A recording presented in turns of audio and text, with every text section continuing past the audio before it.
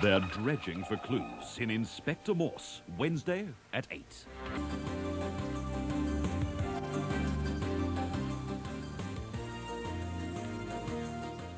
Good evening and welcome to the first edition of Central News South, coming to you live from our studios at Abingdon in Oxfordshire. First, the air crash on the M1 in Leicestershire. The death toll has now reached 46. Many of the 80 survivors are seriously ill. One of the dead came from Colford in Gloucestershire. He was David Hastings, a 42-year-old soldier who was returning to duty in Northern Ireland. Sharon Freestone from Aylesbury, who was a stewardess on the plane, survived with cuts and is in hospital. A team from RAF Abingdon, where the Air Force's main accident salvage unit is based, have been at the scene all day, dealing with their second major air disaster in 3 weeks. A report on their work in a moment, but first, the latest on the crash from Kim Barnes.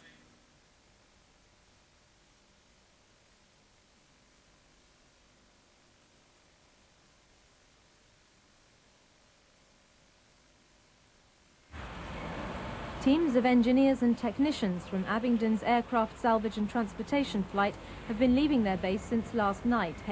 Well, while British Rail tried to make more money from the business of moving passengers, businessmen and MPs in Gloucester want to move a complete railway station. The Transport Minister, Paul Channon, is to be asked to give his support to a plan to rebuild the Gloucester station on a new site on the outskirts of the city. Tim Hurst in Gloucester has been finding out more, and he'll be filling us in on that a little later in this programme. Here it comes now. Well, we don't have it. I do apologise for that, but we'll carry on with some more news for the time being. A helicopter crashed in Wiltshire today, but the 2 people on board weren't hurt. The helicopter was on hire from Dollar Helicopters of Coventry to British Gas South West and was carrying out a routine weekly aerial survey of a new gas pipeline. It crashed into a power cable and power was cut off to 800 homes. The helicopter ended up on fire in a field near Charlton Park, the country home of the Earl of Suffolk. A cook has been in court charged with throwing a wok full of hot fat over a customer.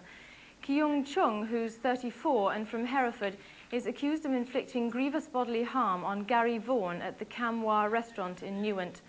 Mr. Vaughan, who's 24, was treated in hospital for burns. It's alleged the incident happened after a row over money. The trial continues. Well, we at Central South aren't the only ones with the first edition today, and not all of us can get it right on the first night all the time. But one newspaper in Gloucester, The Citizen, has been celebrating its first new issue from a printing centre on the outskirts of the city. Now, our reporter, John Kane, has been following the progress of them, and he's been at the printing works and getting the paper hot off the press. And so we're going to join him now and find out what the very latest is from Gloucester. John Kane will tell us what the first story is on the Gloucester Citizen tonight. I certainly will do, Wesley, and as you can see, it leads with the story of the tragic air crash. I wonder, before I tell you more about it, whether I can just show you a report I made this afternoon where I actually followed a day in the life of the Citizen, and would like to send you a little report now. I've just followed how we follow the journalists. So perhaps we can send that one. In the meantime, while I think you perhaps lace it up over there and just get it in the machine, let me tell you that we actually made the news because we're in the Echo as well, or the Citizen tonight. We're probably in the Echo as well in Gloucestershire, but in the Echo it says viewers tuning into this evening's first programme in a new 6 p.m. TV news service coming Gloucestershire will get a glimpse behind the scenes of the county's longest established source of information, the Citizen. Well, Wesley, I don't know if you were a local reporter. Did you actually work on a newspaper like this? He's not going to tell me. I suspect he didn't. Anyway, I wonder if you could roll that report from your studio there of what happened when I was there, following the journalists down there at the Citizen, the paper that comes into the homes in Gloucester. They say that 100,000 people read it, and this is what happened when I spent the day with them today. Thanks very much indeed there, John, and hopefully we'll have that report along with many of the others we haven't been able to bring you so far later on in the programme. Well, now, someone who really is here in the studio, Eddie the Eagle Edwards, but first of all, we'll make you wait just for a couple of minutes.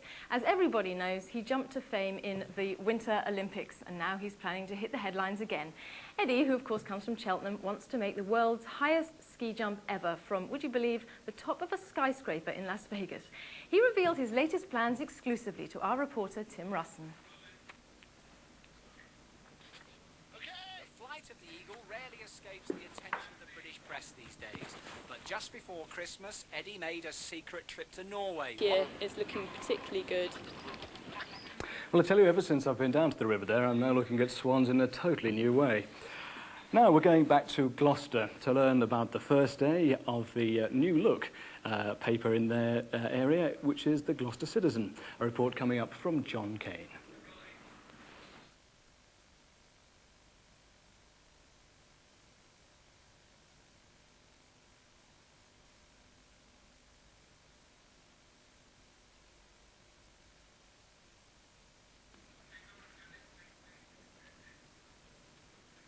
Well, we have pictures, but I'm very sorry we don't seem to have any words at the moment, but we will try as hard as we can to bring you that report from John Kane, third time lucky.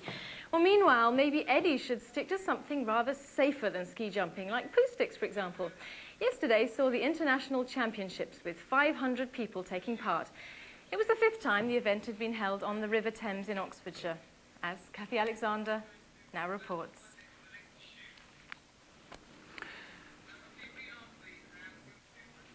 No, I'm sorry, we don't have that report. Some sport is coming up. Just give me 1 second to find my script.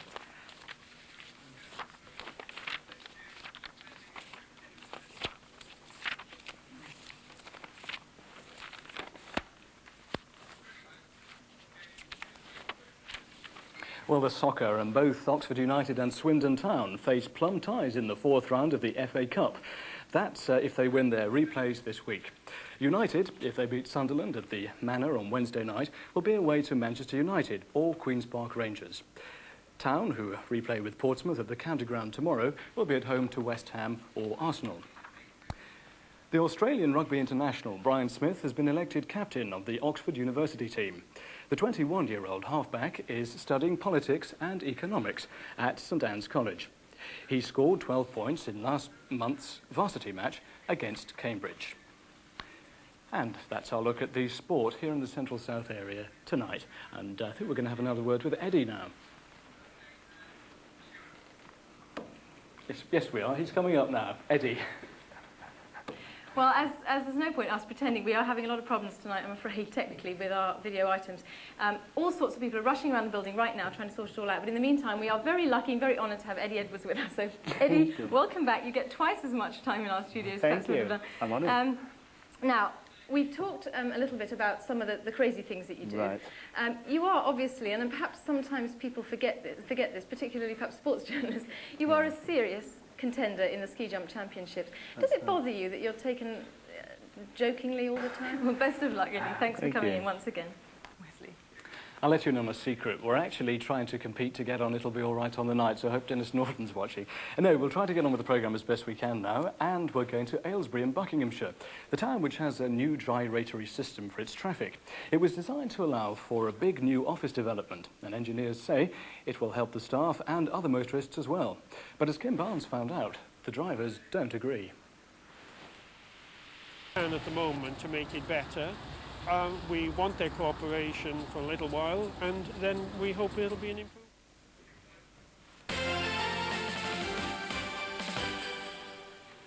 Well, there's some cooler weather on the way, I'm afraid, which is most graphically shown in the form of cloud to the west of Ireland on the satellite picture.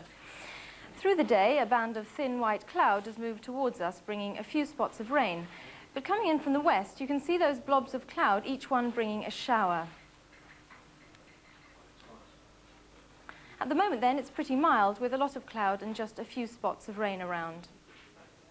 Overnight, it'll become dry everywhere, with clearing skies coming in from the west. The winds are going to become very light as well, allowing the temperatures to fall to 2 Celsius, that's 36 Fahrenheit, with some mist and even fog patches through the valleys. It's thought that both engines failed and caused the crash. The jet narrowly missed the village of Kegworth, where there are many homes. The Boeing 737 was just 12 weeks old.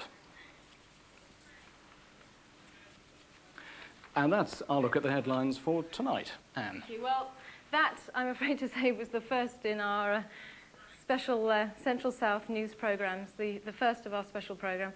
And we obviously had a lot of technical problems there, and we apologise for that. Just to explain perhaps a little bit, we have a computerized system here, and we've had a lot of problems with our computer tonight, and had people herring about all over the building trying to do the work that a computer does. And of course, as we all know, computers are much more clever than real people. But we will try and get it all sorted out before tomorrow, won't we, Wesley? 10:30 tonight, actually, when I'll be back with the late news. So I hope that you'll join us all then. Bye-bye for now.